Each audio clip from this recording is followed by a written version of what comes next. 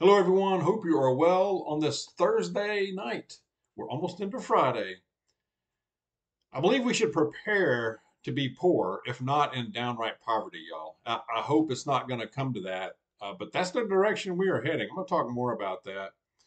I also have a terrific verse I'm going to share towards the end, but first, Mrs. Dog and I were watching a video earlier where the content creator was talking about our leaders and how they are in denial and ignoring things that they and not really working to solve problems, and that they are and just about how they are ignoring things. And during that section, Mrs. Dog just blurted out, "They creating it. They're creating all this." And I guess she had to be there, but it was funny because Mrs. Dog will sometimes sometimes she's just quiet, but every now and then she'll just come out with the truth and not mince words about it and just tell it like it is. And that is what I love about her. And it's really cool when it happens. Also, while I'm on the subject of Mrs. Dog, she is ready for. We're praying for good weather this weekend, especially Saturday. She's planning on planting some things for the spring garden, and I was poking some fun at her earlier, uh, kind of referring to SpongeBob. And if you ever watch SpongeBob, uh, where and there's some GIFs about it where he's like, "I'm ready, I'm ready, I'm ready." So that's what Miss Dog is ready to get out there in that soil. So, all right, stock your pantry. Stock your pantry now, please. And if your pantry is pretty full, take a look at it and if it needs to be culled through, old stuff, get rid of and replace. Look at your holes because I believe we are getting to a point where, um, and I hope it doesn't get this far. I really don't. But if it does, if this, if we continue on this path, I think we're going to have to be doing things like stretching our meals as much as we can, maybe going without more of a meal or two, um, making our own clothes, maybe even making our own or repairing our own furniture, producing as much as we can of our own food, storing as much water as possible, using rain barrels, filtration, providing our own, having to provide our own emergency or even medical care, uh, unless it's just a life death emergency, security, our personal security. We're going to have to provide that for ourselves. I think law enforcement is going to get to a point to where it's like the Wild West. It's going to be a rarity depending on where you are.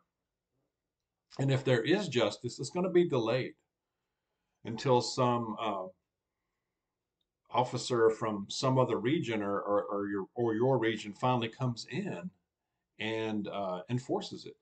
When that'll be, who knows? And that's kind of what I envision. It's kind of scary, but that's the way it used to be long ago. And I think we're going to get back to that kind of thing. I really do. I think we could get to where life expectancy just decreases a good bit. Uh, I believe we will already see multifamily slash multi-generational homes. I mean, how else are you going to afford to live in a decent place? Uh, how are you going to be able to afford the prices, the direction they're going right now, no matter where you are for rent or even any kind of house payment? Fast. We're going down that path very fast, I believe. Like I said, stock your pantry. Uh, I know I've said it before, every trip, grab 3 to 5 cans if you can. Rice, pasta, your non-perishables. I saw today where, oh, before I get, this is not as related, but just real quick, uh, well, kind of related. But yes, you're not going to hear about it here, but in Paris, France, they're still rioting. They're still in protests and some riots I saw where a big crowd stormed the headquarters of the luxury goods store Louis Vuitton. Am I saying that right? Louis Vuitton. Never bought anything from Louis Vuitton. I probably never will. But they stormed it, took it over, and if you Google that or whatever, or DuckDuckGo it, you'll see some videos kind of interesting. But the French are still continuing with their little clinic over there. All right. Saw where Biden was, I guess this was yesterday, where he was bragging about inflation falling. He said inflation fell 45% from its summer peak under his leadership. I don't know what they're smoking up there. I don't know what they're taking. I don't know what they're drinking, but I don't know what kind of math they're using or what kind of graphs they created. But 45%, uh, evidently they haven't gone to a store lately or had to pay for anything. They probably don't. But polls or surveys are saying that 73%, it's probably higher than this, but 73% of Americans are saying that they are experiencing financial hardship right now. And I know many of you are. And we're feeling it big time too.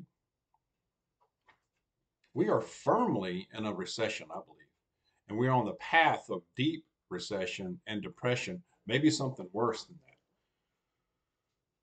that. That is the path we're on. Heaven forbid we get in a war with China/Russia. Heaven forbid. We are not prepared. We are not prepared as a military, a people, society. No way, nowhere. I mean, heaven forbid it. Pray not. Production costs are going up for businesses, for producers. And, what does that do? That can put the small ones out of business. It can increase layoffs for others.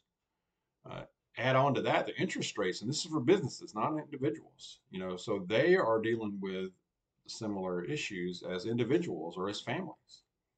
That's something we don't think about a lot, but this is where you're going to see a lot of layoffs. Household wealth is declining. Delinquent debt is increasing. Not a good combination. Not a good combination. It could be a very, very tough summer. Really could, y'all. I saw another survey where it said that the top three concerns for Americans, number one, high inflation. Duh, hello. I mean, it's affecting every single person in some way. Number two, high crime. Yep. Number three, political division. Yeah. But those first two, high inflation, high crime, that is a devastating combination. And it's not just in big cities. It's everywhere. I hear you guys in the comments and emails tell me about what you're seeing out there, what you're experiencing. And the majority of you do not live in large cities. The majority of you live in either suburbs or a combo suburb slash rural areas, kind of like we are here. So that is telling. All the while, our strategic petroleum supply is drained. It's at a 30-year low, y'all. 30-year low. Again, heaven forbid we get in a war. We have no fuel for it. Literally, we don't. All the while, the leader of the free world will not take questions from reporters. Have you ever seen such a thing? Have you ever seen such a thing to where the leader makes comments and then just walks away while reporters are literally yelling, trying to get some kind of response? Now, I know the one before him wasn't well liked by a lot of folks, but you got to give it to the guy. He would stand there an hour or two and answer questions.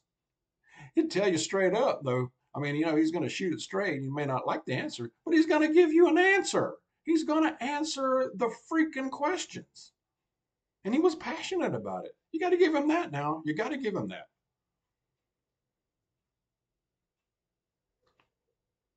Saw another report where, and this was interesting, Retail is in huge trouble and on a downward trend. I believe traditional retail is going the way of dinosaurs and malls, shopping malls. You know, the traditional shopping malls where you walked in and you could actually go to stores like the Foot Locker and I don't know, J.C. Penney, Sears, Riches, and then go see a movie after that, maybe get something to eat. That's long gone. That's yesteryear, way back. I think the traditional stores are going that way, and they're citing, they're saying within the next 5 years, well, the slowdown, economic slowdown, a slowdown in consumer spending, duh, they don't have the money, uh, and e-commerce demand, e-commerce, internet, people buying online, plus high crime, tight credit, that tens of thousands of stores are going to close permanently. This was according to analysts from the UBS. And even in this year, even in 2023, you're seeing closures. We've been talking about it some too. Bed Bath and Beyond closing hundreds of stores. Foot Locker over 400 stores. I can't remember when I walked into a Bed Bath and Beyond. I don't think I've ever bought anything from Foot Locker. Not sure how any of them are still in business, to tell you the truth.